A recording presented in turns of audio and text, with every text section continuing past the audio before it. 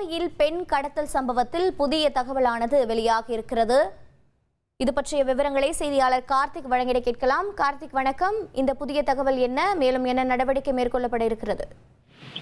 வணக்கம். கோவை இருவூர் அடுத்த நேற்று ஒரு 6:45 மணிக்கு அந்த பகுதியில ஒரு அலறல் சத்தத்துடன் பெண் அந்த வாகனத்தில் கடத்தி சென்றதாக அந்த பகுதியில் ஒரு புகார் பதியப்பட்டது. அதன் தொடர்ந்து போலீசார் தொடர்ந்து இந்த சம்பவம் தொடர்பாக விசாரணை மேற்கொண்டு வந்தார்கள்.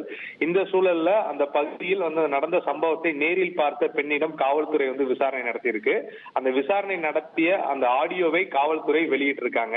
அந்த ஆடியோவில் அந்த பெண் என்ன சொல்றாங்கன்னா, அதாவது நான் வேலையை முடித்துட்டு அந்த வழியாக வரும் பொழுது ஒரு கார்ல 3 பேர் இருந்தாங்க. முன் இருக்கையில் ஒரு ஆணும் பெண்ணும் இருந்தாங்க. அதே மாதிரி பின் இருக்கையில ஒரு ஆண் இருந்தாங்க. அப்போது அந்த ஒரு பெண்ணை கழுத்தை நெருக்கி அவரை தாக்கியதாகவும் அந்த பெண் அலறல் சத்தம் போட்டு கொண்டிருந்ததாகவும் அதை தடுக்க நான் பல பேரிடம் உதவி கேட்டேன். ஆனால் யாரும் இல்லை.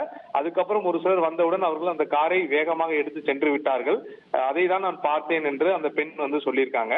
இந்த சூழல்ல இந்த ஆடியோ வெளியாகி இருக்கு. காவல்துறை இன்னும் அந்த வாகனம் யாருடையது, அந்த 3 பேர் யார் என்ற விசாரணை இன்னும் கண்டுபிடிக்க முடியாத சூழல்ல இப்போது அந்த சம்பவம் எந்த ஒரு மாணவியோ இல்ல ஒரு இளம்பெண்ணோ கடத்தப்படவில்லை. காரில் இருந்தவர்கள் சண்டை போட்டிருக்காங்க. அதுக்கான சத்தம் தான் வெளியே வந்திருக்கு. ஒருவேளை குடும்ப சண்டையா இருக்குமோ என்ற கோணத்துல விசாரணை தீவிரப்படுத்தியிருக்காங்க.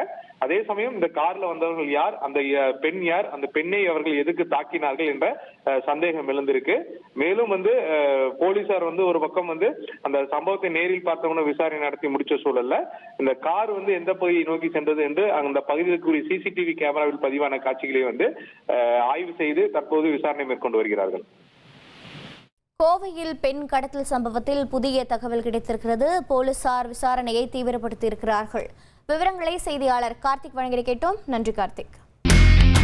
இனி செல்லும் இடமெல்லாம் செய்தி. தந்தி டிவியின் வாட்ஸ்அப் சேனலை ஃபாலோ பண்ணினா செல்ல இருக்கும் இடமெல்லாம் செய்தி.